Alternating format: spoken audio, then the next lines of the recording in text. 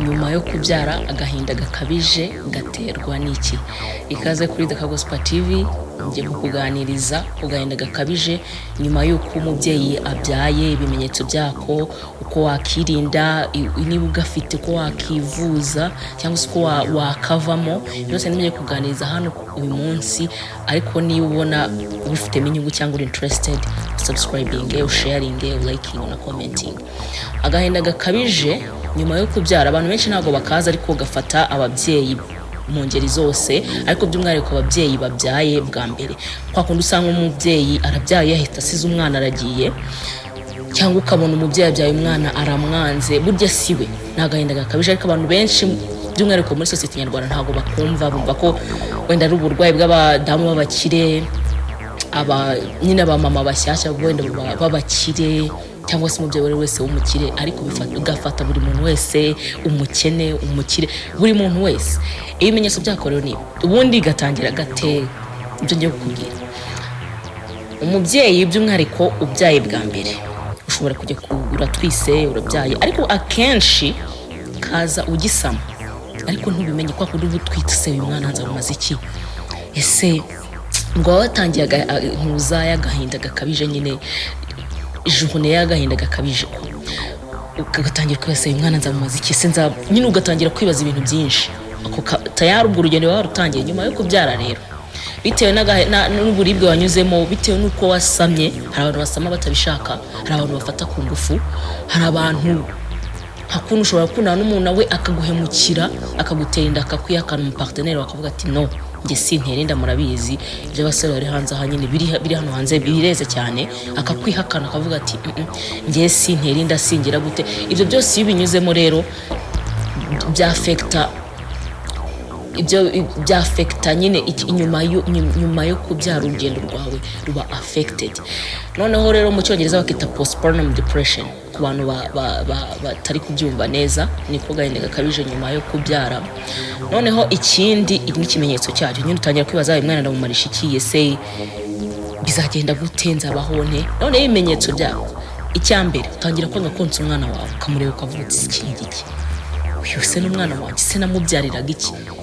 Ese ugatangira no kwibaza, ukumva nyine nawe ubwawe ntiwihagije, ntago you are not a mother enough, ariko nyine ukumva nturi umubyeyi bihagije, kumva wanamutara babata. Noneho ikindi kintu gishobora kuba inkomoko yako, ni uko umuntu mubanye cyangwa mubyaranye agufata nyuma yo kubyara. Hari abantu batabitaho, kibyarira akajya kwisinda, ntagite ko afite nk'umubyeyi. Nyine iyi domestic violence iba mu ngo, cyangwa se abuse, akaba ntakwiteho.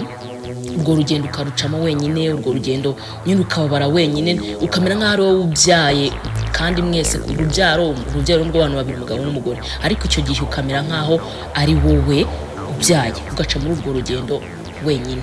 Noneho ikindi gitera agahinda gakabije, navuze ko uko wasamye umwana, uko ufatwa nyine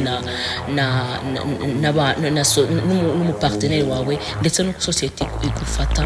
Hari ukuntu noneho unabyara n'umwana, wenda ukabyara umwana ufite disabilities cyangwa abnormality zitandukanye, nabyo nyuma yawe bitewe n'ukuntu abana ari kugufata, bari kureactinga nyine cyangwa kwishimira urubyaro rwawe, bitewe n'ukuntu babyishimiye, nabyo bikakubabaza, bikagutera nyine agahinda gakabije, ibintu bikabatushaka. Nge sinzi ko nabibasobanura ngo mubyumve neza, ariko ni ibintu biriyo, ni ibintu biba. Ikindi kintu cyerekana nyine ko umuntu afite ako gahinda, uhora wibaza, ufite anxiety, wibaza uhangayitse. Noneho hari ukuntu ugira guca wenda usize umwana ugiye nko ku isoko, nabwo ugahora ubumva uhangayitse, kumva ntiwamusiga. Nako ntago ari uguhangayikira umwana cyane, ako nako n'agahinda gakabije, ariko nuko utabizi ni agahinda gakabije. Ikindi kintu nyine kigaragaza umuntu ufite postpartum depression, ni uguhinduranya mood, like mu kanya arishimye, mu kanya ararakaye, mu kanya urumva yishimanye n'umwana we, mu kanya akamujugunya higiriya, mu kanya amubwiye nabi, ari n'akana gahinje kakabwira nabi. ikindi ukumva nta cyizere ufite, ubwo n'ibimenyetso byo tukiri kuvugaho. Ikindi ukumva nta cyizere ufite, ukumva n'umwana ari umubyaye utazamurera, ndapfuye birarangiye simpari. Ikindi ni ukwirinda umwana cyane, uri umubyeyi urabyaye ariko uri kwirinda umwana, ukumva ntushaka kwegera umwana wawe. Rero ikibitera akenshi hari ukwihinduranya kw'imisemburo mu mubiri, ibyo nabyo bitera agahinda gakabije. Uko wari uri umukobwa siko uramera ubaye umubyeyi. Uko rero izo hormone uko zigenda zihinduranya nabyo bitera bibyara iyo postpartum depression.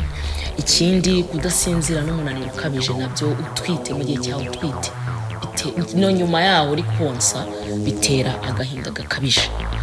Ikindi nyine ni uko waragize depression mu bihe byabanje uri umukobwa, muri kongera ikagaruka nyuma yaho byariye, kuko akenshi umuntu wayigize ntago ipfa kugenda, ntago ibiri aho hafi, urivuza ukagira abatherapist batandukanye ariko ntago ijya kure.